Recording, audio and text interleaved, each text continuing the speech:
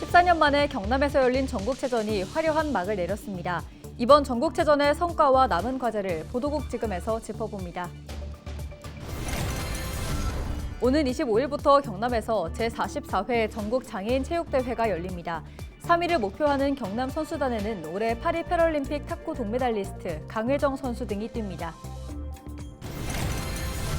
경상남도 교육청의 국정감사가 18일 부산에서 열렸습니다. 조국혁신당 조국 대표 모친이 이사장으로 있는 창원 진해 운동학원이 국정감사 도마 위에 올랐습니다. 국내에서 처음으로 공룡 스테고사우루스 발자국이 거제에서 발견됐습니다.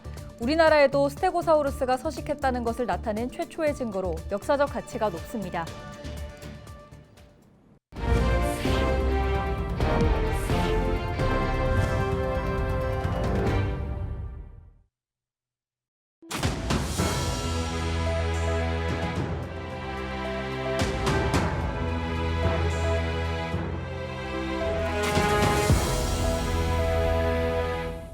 시청자 여러분 안녕하십니까? 헬로티비 경남 뉴스입니다. 14년 만에 경남에서 열린 전국체전이 화려한 막을 내렸습니다. 다양한 기록이 쏟아졌고 스포츠와 문화가 접목된 이른바 문화체전의 방향성도 확실히 선보였는데요. 네, 하지만 과제도 남았습니다. 경남 전국체전의 성과와 과제를 보도국 연결해서 살펴보겠습니다. 권정숙 기자. 전국체육대회가 17일 막을 내렸습니다. 먼저 대회 성적을 좀 살펴보겠는데요. 경남도 이번에 좋은 성적을 거뒀죠. 네, 이번 대회는 국내외 3만여 명의 선수단이 참가해 41개 종목 75곳의 경기장에서 기량을 겨뤘는데요. 총 3,402개의 메달이 나왔고 다양한 기록이 쓰였습니다. 96회 체전 이후 가장 많은 192개의 신기록도 나왔고요. 수영의 황선우, 체조의 신소리 선수는 5관왕을 기록했습니다. 양궁에서 4관왕에 오른 임시현 선수는 대회 MVP를 차지했습니다. 최종 순위는 경기도가 1위, 개최지 경남은 2010년 진주대회 이후 14년 만에 2위를 차지했습니다. 경남은 막판까지 설과 접전을 벌였는데요. 수영장도 없는 경남 최고가 마지막 날 수구 경기에서 금메달을 따며 순위를 견인했습니다. 경남은 전체 종목 중 배구와 복싱, 스쿼시, 태권에서 종합 1위를 차지했습니다. 네, 하지만 안타까운 소식도 있었습니다. 경기도 중 사고가 발생했다고요. 그렇습니다. 지난 15일 하프마라톤을 뛰던 경기도 체육회 소속 20대 선수가 경기 중에 교통사고를 당했는데요. 70대 운전자가 경기진흥위원회 지시를 잘못 이해해 사고를 냈습니다. 그런데 전국체전 마라톤 교통사고는 이번이 처음이 아닙니다. 2018년 전북에서도 경기 중 음주운전으로 인한 교통사고가 있었는데요. 전국체전과 같은 대규모 행사는 경기 구간과 일반 도로가 맞닿아 있는 상황이 많은 만큼 이번 사고는 차량 통제가 미흡하거나 통제 구간에서 발생할 수 있는 위험성을 다시 한번 상기시켰습니다. 네, 잘 치러낸 체전이지만 이번 사고는 5점으로 남을 것 같습니다. 체전 이후 앞으로의 과제도 남았죠. 그렇습니다. 먼저 이번과 같은 사고를 막기 위한 전국체전의 안전 매뉴얼 제정비가 필요하겠습니다. 그리고 이번 경남체전은 선수들도 놀랄 만큼 많은 관람객이 찾아 호응이 컸는데요. 여기에는 파리올림픽 메달리스트와 스타 선수들의 대거 참여를 무시할 수 없습니다. 당장 25일부터 열리는 전국 장애인체전은 이런 스타 선수들의 포진이 전국체전보다는 훨씬 낮아 우려가 나오는데요. 호응도 좋아야 선수들의 선전도 이어질 수 있습니다. 스타 선수 파워든 뭐든 앞으로 대규모 대회와 관련해 흥행을 이끌 대안을 찾아야 하는 것도 과제가 됐습니다. 또 체전 낙수 효과죠. 이번에도 숙박과 식당 등의 특수가 이어졌지만 지속성은 장담할 수 없습니다. 때문에 정규 경기를 유치해 장기 특수로 이어가는 해법이 필요합니다. 그리고 무엇보다 중요한 건 선수 육성입니다. 학령 인구 감소도 한 원인이지만 지역에서 선수를 발굴하고 육성하는 문제는 가장 시급한 관건입니다. 앞으로 지원과 진로 그리고 지도자 처우 등은 체전을 끊는 경남이 깊게 고심해야 할 부분입니다. 네, 잘 들었습니다. 지금까지 보도국 권정숙 기자였습니다. 네, 전국체전은 끝났지만 오는 25일부터 경남에서 제44회 전국장애인체육대회가 열립니다.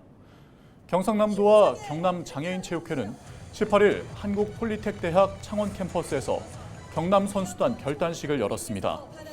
이번 대회에서 경남에서는 모두 29개 종목, 또 선수와 임원 800여 명이 출전해 종합 3위를 목표로 합니다. 특히 올해 파리 패럴림픽 탁구 동메달리스트 강회정, 지난 2021년 도쿄 패럴림픽 탁구 금메달리스트 주영대 선수 등이 경남 대표로 메달 사냥에 나섭니다. 전국 장애인체전은 25일부터 30일까지 엿새 동안 김해 종합운동장과 도내 종목별 경기장에서 만나볼 수 있습니다.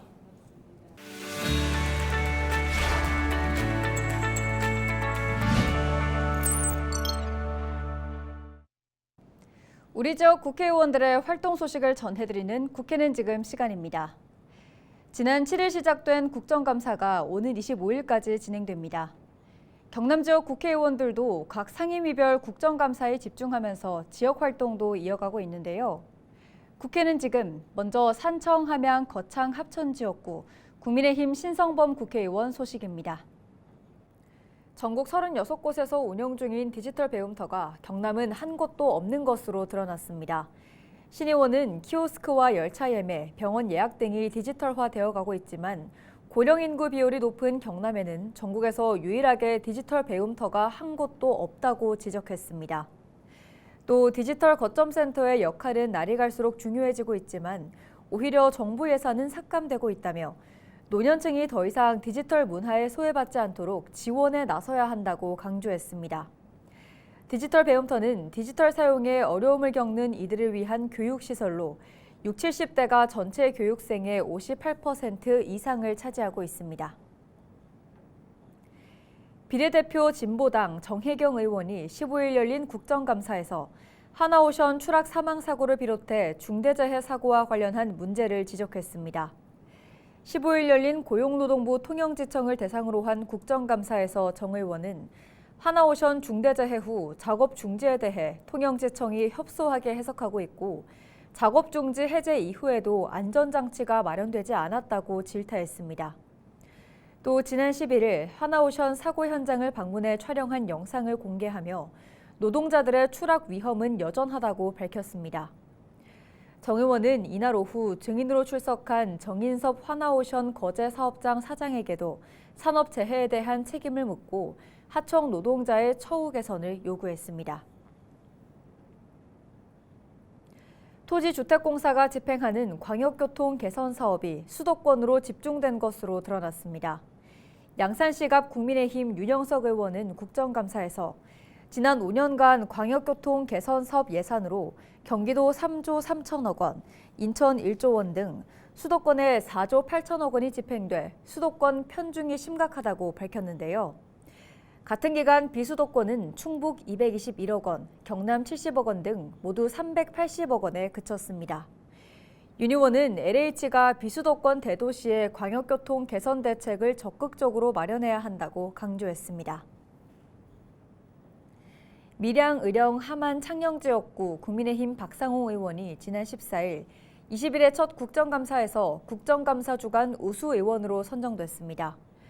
박 의원은 산업통상자원부를 대상으로 한 국정감사에서 반도체와 디스플레이 등 산업기술 유출 방지를 위한 산업부 관리 대책에 대한 허점을 지적하고 관련 법규 및 제도 개선을 요청했는데요. 또 한전 출자회사 2곳이 1,000억 원 가까이 부실 투자한 사실을 밝혀내며 우수 의원으로 뽑혔습니다. 박 의원은 지난 8일 국정감사 1일 우수 의원으로 선정되기도 했습니다. 지금까지 우리 지역 국회의원들의 활동 소식 살펴봤습니다.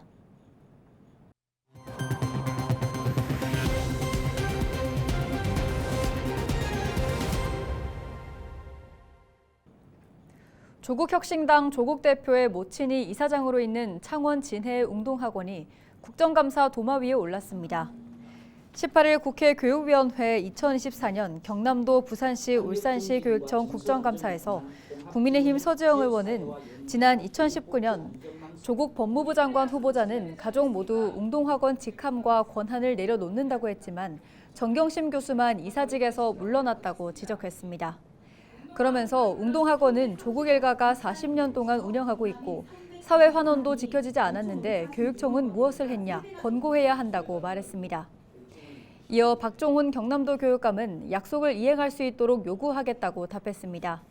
또 이날 국감에서는 일본군 위안부 바로알기 교육과 관련해 교사 자료실에 자료가 없는 점, 부마 민주항쟁 기념식의 교육감 불참, 스마트 단말기 사업과 관련한 지적이 오갔습니다. 최근 창원 지역의 대형 어학원 2곳이 돌연 폐업한 것과 관련해 원어민 강사들이 임금 체불을 규탄했습니다. 원어민 강사와 민주노총 관계자 등은 18일 고용노동부 창원지청 앞에서 기자회견을 열어 해당 어학원이 7월 임금부터 늦게 지급한 것은 물론 8월에서 9월까지 2개월분의 임금과 퇴직금을 받지 못했다고 말했습니다. 강사 1인당 최대 600만 원 정도로 전체 미지급금은 약 1억 원으로 파악됐습니다. 이들은 기자회견 후 고용노동부 창원지청에 임금체불 고소장을 접수했습니다. 창원 중부경찰서는 지역 어학원 2곳이 할인 행사로 석 달치 수강료를 미리 받고 돌연 폐업해 수강료를 돌려받지 못한 학부모들이 고소장을 접수했다고 지난 7일 밝혔습니다. 현재 경찰은 원장 2명과 어학원 운영사 대표 등을 사기 혐의로 수사하고 있습니다. 국내에서 처음으로 스테고사우루스 발자국이 거제에서 발견됐습니다. 공룡 피부 화석 산지로서는 우리나라 최대 규모라 학술적 가치가 높다는 평가가 나오고 있는데요. 전주영 기자가 다녀왔습니다. 거제 사등면의 한 해안가입니다. 날카로운 3개의 발톱과 3개의 발가락을 가진 길이 43cm의 커다란 발자국이 선명하게 드러납니다. 1억 5천만 년 전에 존재했던 공룡, 스테고사우루스의 발자국입니다. 지난 2019년 처음 발견된 뒤 지난해 학술 조사를 거쳐 대중들에게 공개됐습니다. 이곳 청곡리에서 스테고사우루스 발자국이 발견되면서 우리나라에서도 스테고사우루스가 서식했다는 최초의 증거가 확인됐습니다. 이번에 발견된 스테고사우루스 발자국은 앞뒤 발자국이 겹쳐진 형태를 보이고 있는데 지금까지 발견된 것과 다른 종류라고 판단되고 있습니다. 특히 다른 공룡 발자국 화석지와 가장 큰 차이점은 눈으로 볼 수 있을 정도로 공룡 피부 인상이 선명하다는 점입니다. 적절한 수분과 고운 흙 등이 갖춰져야 보존되는 발자국. 거제에서는 9개 하석층에서 11점의 공룡 피부 인상이 발견되면서 국내 최대 규모로 꼽힙니다. 거제는 이제 9천만 년 전에 퇴적된 지층에 보존된 스테고사우루스 발자국이기 때문에 후기 백악기까지 스테고사우루스가 생존했다는 것을 이 장소에서 다시 확인할 수 있었습니다. 이외에도 물갈퀴 새 발자국을 비롯해 목이 긴 초식 공룡과 육식 공룡들의 발자국 430여 점이 발견됐습니다. 연구 결과 전문가들은 백악기 초기까지 공룡들이 이 지역을 활보했던 것으로 추정했습니다. 조사된 자료를 바탕으로 저희가 안내판을 설치한다든지 홍보를 해서 많은 관심 있는 사람들이 찾아올 수 있도록 할 계획입니다. 이번에 발견된 공룡 발자국들은 거제의 백악기 공룡 세계를 보여줄 수 있는 자료들로 관련 연구에 큰 도움이 될 것으로 보입니다. 헬로티비 뉴스 전주연입니다. 부산시가 추진 중인 퐁피두 센터 부산 건립 사업이 행정안전부의 지방재정투자심사 협의 면제로 확정됐습니다.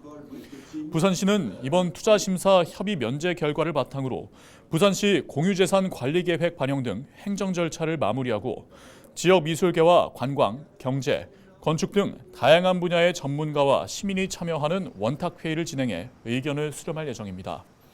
시는 퐁피두 센터 건립을 위해 지난 9월 퐁피두 센터와 업무 협약을 체결했으며 이번 투자심사 협의 면제로 약 1년 6개월가량 행정 절차 진행 기간을 앞당길 수 있게 됐다고 설명했습니다.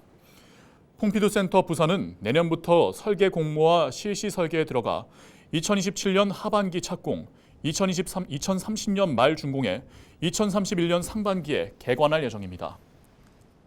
부산해양경찰서가 18일 오후 3시부터 연안 안전사고 위험예보제 관심을 발령했습니다. 부산해경은 대조기에 강한 비바람까지 더해지면서 이번 주말 부산 지역에 너울에 의한 높은 파도가 유입될 것으로 예상된다고 전했습니다. 이상으로 뉴스를 마칩니다. 함께해 주신 여러분 고맙습니다.